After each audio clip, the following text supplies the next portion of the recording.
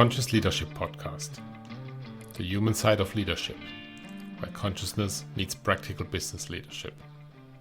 The podcast dives into real challenges managers face, from team motivation to navigating change.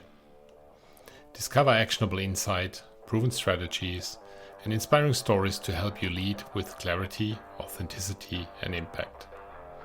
Whether you are an SME owner, a team leader, or simply passionate about conscious leadership, this podcast will equip you with the tools to build stronger teams, foster trust, and achieve sustainable success. Tune in, lead consciously, and make a difference.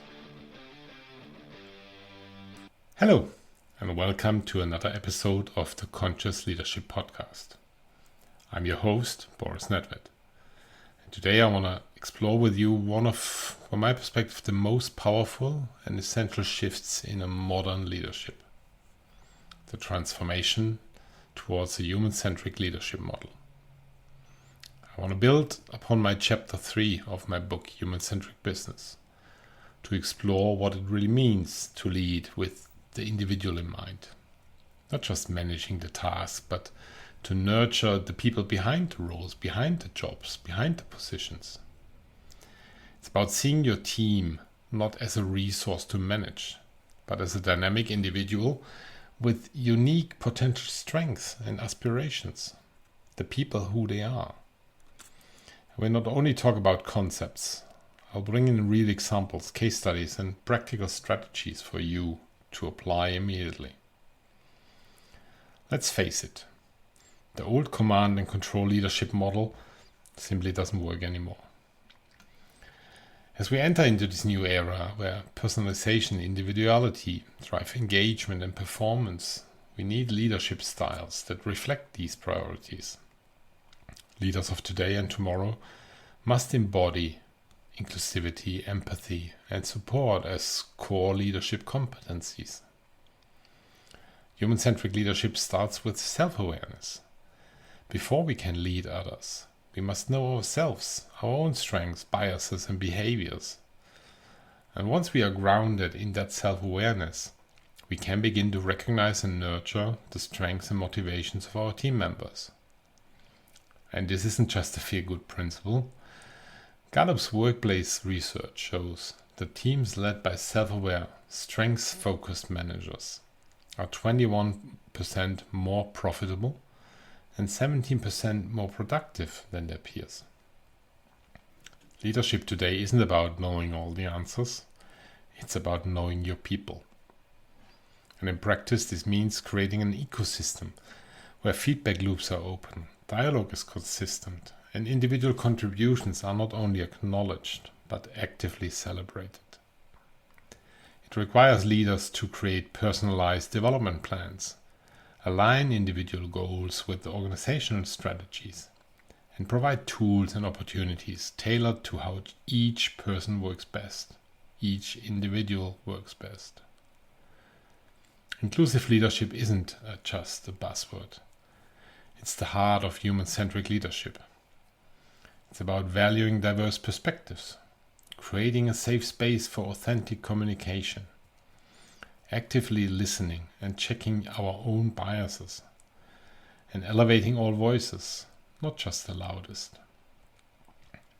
When you consider Salesforce or HANA culture that centers on trust, growth, and inclusion, they provide real opportunities for diverse people to grow and advance. They create systems of feedback and dialogue that make every employee feel heard and valued. Inclusion isn't about ticking a box. It's about building teams where psychological safety fuels creativity. Research from Deloitte shows that inclusive leaders improve team performance by up to 30%. As a conscious leader, we must go beyond the optics, beyond what is just visible in data. Inclusion is about action. It's creating mentorship pathways, sponsoring overlooked talent, setting the tone for a culture that celebrates differences as strengths. So you can ask yourself, when was the last time you sponsored or supported someone with a different background from your own? that has different opinion from your own. Beyond that, inclusive leadership also means providing the tools and the resources for each team member to succeed on their own terms, on their own schedule, on their own timing, on their own behavioral rhythms, and so on.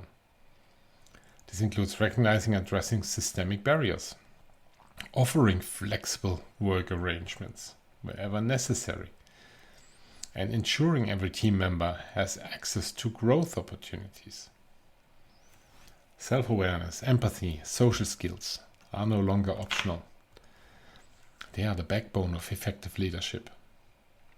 Leaders must understand how their emotions, strengths, and decisions impact others. Look at Jeff Bezos, for example.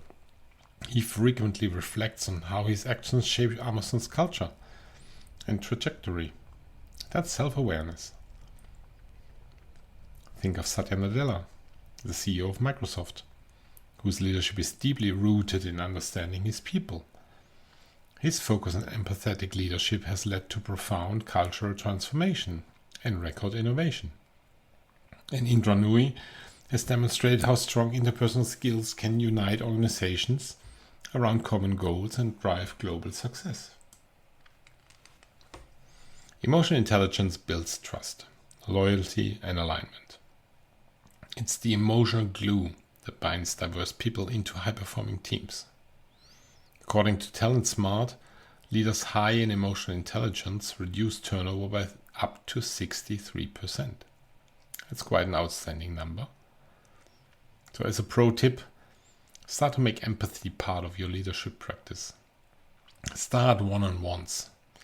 And in these one-on-ones, start asking what's on your mind. Ask that to your participant in that one-on-one session and mean it.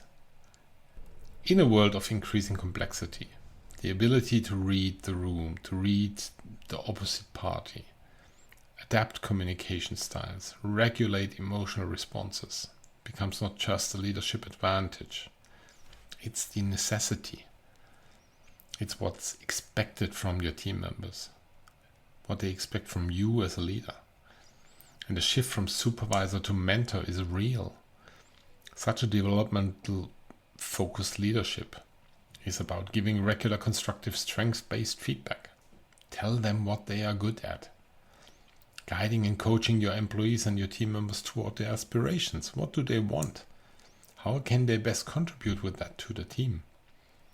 Designing stretch assignments aligned with this individual growth, where they want to grow into. Actively creating roles and projects based on team members' interests and strengths. Might not be possible and feasible all the time, but strive for it. A strengths-based feedback culture helps to unlock hidden talent. And it's also a retention strategy. The people stay where they feel seen, supported, and challenged. And you can start asking yourself, what's the one strength I've overlooked in a team member that could be developed into a superpower for the team member supporting the team? Such supportive leadership is also about recognizing when somebody is ready for more and when somebody needs help. And it's being available. You as a conscious leader should be available for your team, not just during crisis, but as a consistent source of guidance and support. This consistency in return builds trust and fosters a more resilient team and resilience across your team. And empowered teams are innovative teams. Trust your team members with autonomy. Let your employees own their decisions and own decisions for the company, and create space for experimentation and failure.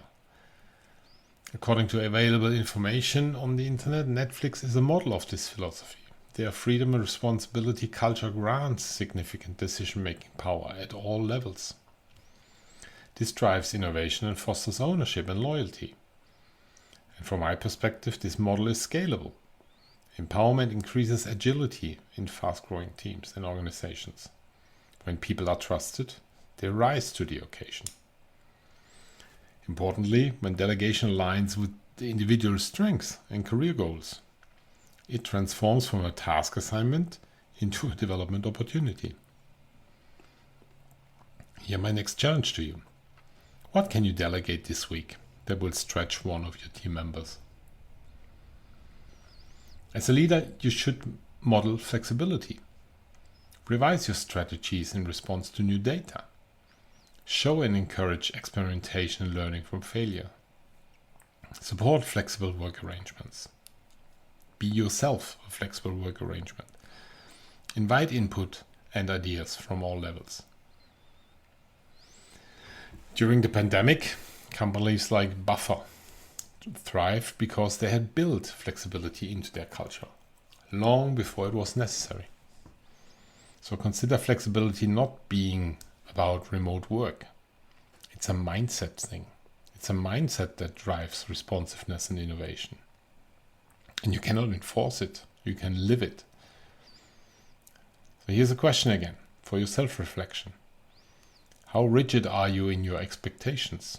Or how adaptive are you in how your team reaches results?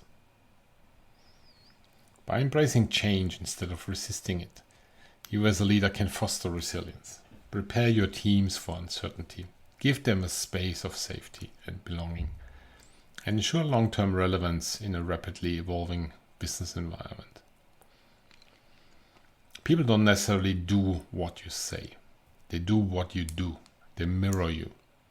So it's up to you as a conscious leader to embody the values you promote, to live them practically. Take action. This week, pick one of the values that you promote in your team. How can you model and live it more visibly? The consistency between values and behaviors will build credibility, and credibility builds influence and trust. Be the leader whose behavior teaches more than their words ever could. Be the role model.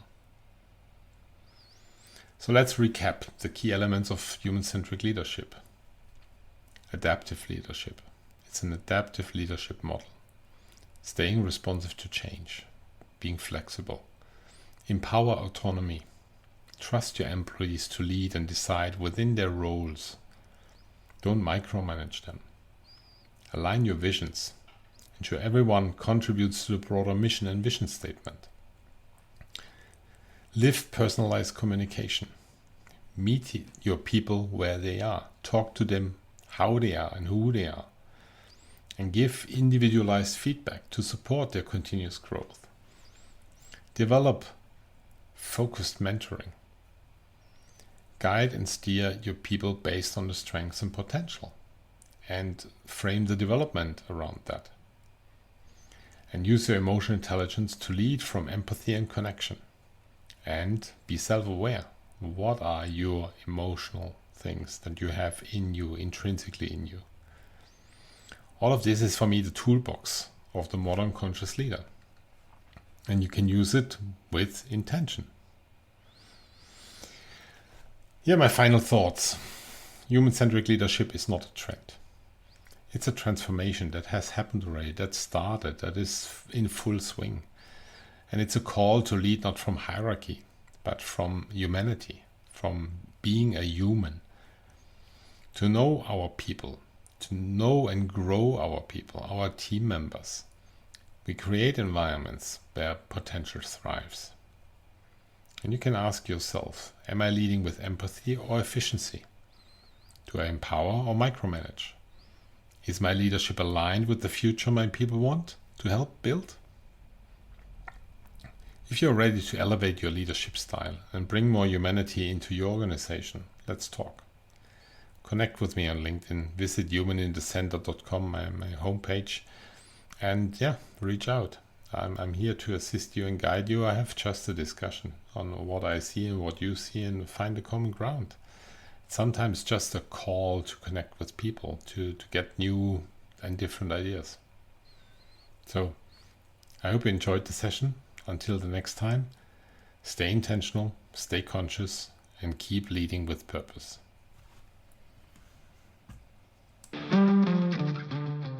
Thank you for listening to the Conscious Leadership Podcast. Look forward to the next episode to come, and stay intentional, stay conscious, and keep leading with purpose. Until the next time.